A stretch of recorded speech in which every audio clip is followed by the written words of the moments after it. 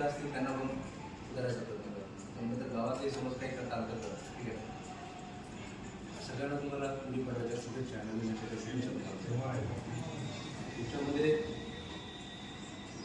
मागच्या वेळेला 17-18 वर्षाची मुलं पण होती, त्याच्यापेक्षा लहान वयाची मुलं होती. आता मला वाटतं 18च्या वर आहे ते 40-50 तुम्ही काय 54-55 वर्षाचं. तर मित्र एवढं म्हणजे नवीन वर्षाचं सुरुवात, मराठी नवीन वर्षाची सुरुवात, गुढीपाडव्याचा इतका मोठा सण आज आपल्या साजरा होतो आहे. आणि तुम्ही सगळेजण येता काय मला स्वतःलाच खूप वाईट वाटायचं. तुम्हाला वाटत असेल की बाबा सण आपण घरी साजरा करायला पाहिजे होता, आपल्या लेकरांसोबत, आपल्या कुटुंबासोबत, ठीक आहे. पण तुम्ही घरी साजरा न करता तुम्ही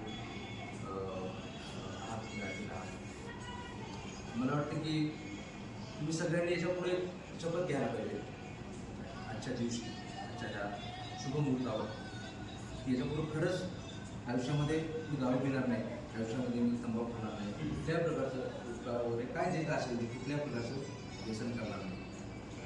आणि माझी तुम्हाला कळकळीची विनंती आहे तुम्हाला सगळ्यांना, तुम्ही सगळ्यांनी या व्यसनापासून दूर राहायला पाहिजे.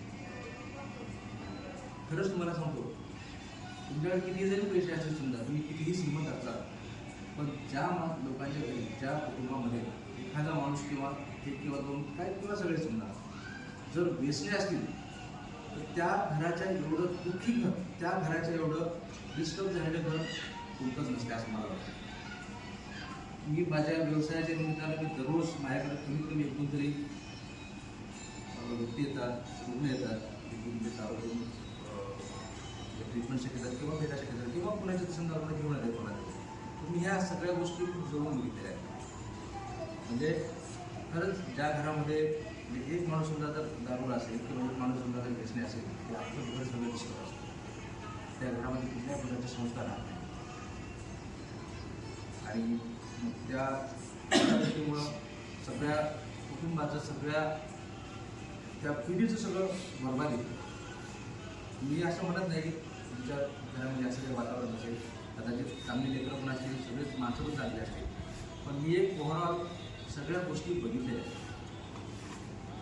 तिथं जे काही समजा सुख समाधान किंवा शांती लावायला पाहिजे, सुख समाधान शांती राहायला पाहिजे, त्या गोष्टी त्या घरामध्ये राहत नाही. आता त्याच्यामध्ये 7-8 जण तुम्ही अशा की तुमचं आणखी आयुष्याची सुरुवातच व्हायची आहे, तुमचं लग्न व्हायचं आहे, तुम्हाला नवीन आयुष्याची सुरुवात करायची. मला सगळ्यांना तुम्हाला असं सांगायचं की हे जे काय चालू आहे ह्या याच्यामध्ये तुम्ही वाहून न जाता तुम्ही सगळ्यांनी काहीतरी नवीन सुरुवात करा. आणि इथून गेल्यानंतर तुम्ही स्वतःमध्ये बदल घडून आणा आणि मला वाटतं चांगल्या आयुष्याची सुरुवात करा असं मला वाटतं. आयुष्य फक्त एकदाच येते, पुन्हा आयुष्य येत नाही. सगळ्या अफवा आहेत. पुढचा जन्म, त्याच्या पुढचा जन्म, त्याच्या पुढचा जन्म वगैरे असं काही नसते काय. एकच जन्म असतो आणि त्या जन्मामध्येच जे काही समजा चांगलं वाईट जे काय ते होऊन जायचं. बरोबर. त्याच्यामुळं पुन्हा हा माणूस जन्म आपल्याला खरंच मिळणार नाही. त्यामुळं जे काय आयुष्य दिले देवाना समजा ते चांगल्या प्रकारे तुम्ही राहून, चांगल्या प्रकारे जगून तुम्ही स्वतः जगा, तुमच्या घरच्यांना माणसांना सुखी ठेवा, तुमच्या लेकरांना चांगलं शिकवा आणि खूप मोठं व्हा असं मला वाटतं. कृपा करून कळकळीची विनंती आहे. इथं येऊ नये समजा. आता मी आणखी आपण कुठे गेलं तर मोठा काय करतो म्हणजे इथं येऊन जर समजा तुम्ही दारू, इथे येऊन जर सुद्धा तुम्ही तंबाखू खात असाल, इथं येऊन पुन्हा त्याच गोष्टी करत असाल तर तुमच्या आयुष्याला काहीच गरज आहे.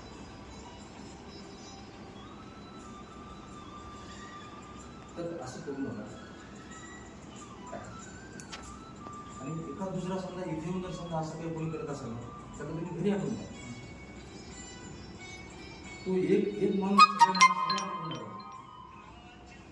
इथे येऊन जर समजा पूर्ण ह्याच गोष्टी करत राहत समजा ना, तर एक माणूस सगळ्या बाकीच्यांना सुद्धा बघून टाकतो. काही फरक पडत नाही. 1-2 आठवडे समजा कमी झाले समजा तर आपलं काही नुकसान होत नाही. थोडं जरी तुम्ही स्वतः स्वतःचा विचार करा, स्वतःच्या कुटुंबाचा विचार करा, मित्रबाळाचा विचार करा. असं असं करू नका. पुण्याला तुम्हाला सगळ्यांना शुभेच्छा. काय मला वाटतं की ह्या जे काही आपलं आयुष्य आहे माहिती आहे, आयुष्याच्या बाहेर आहे काय चांगलं जगायला संकल्प करा. हां, जे तुम्ही आता घरी जात आहेत त्यांना पण मला असं सांगायचं की बाबा चांगलं सुरुवात करा. जे तुम्ही जाणार आहेत त्यांनाही मला सांगायचं, त्यांनी सुद्धा घरी गेल्यावर हे सगळं विसरून जाणं आणि चांगलं आयुष्य सुरू करा. मनामध्ये संकल्प करा. तुम्ही स्वतः जोपर्यंत ठरवणार नाही की मला हे व्यसन चालणार नाही, त्या व्यसनापासून मला दूर जायचं, मला म्हणजे सोडून द्यायचं, ते तुम्ही स्वतःवर जोपर्यंत ठरवणार नाही तोपर्यंत हे शक्य नाही. चालते. मला सगळ्यांना विनंती आहे कृपा करून हे सगळं व्यवस्थित सोडून द्या आणि चांगलं करा.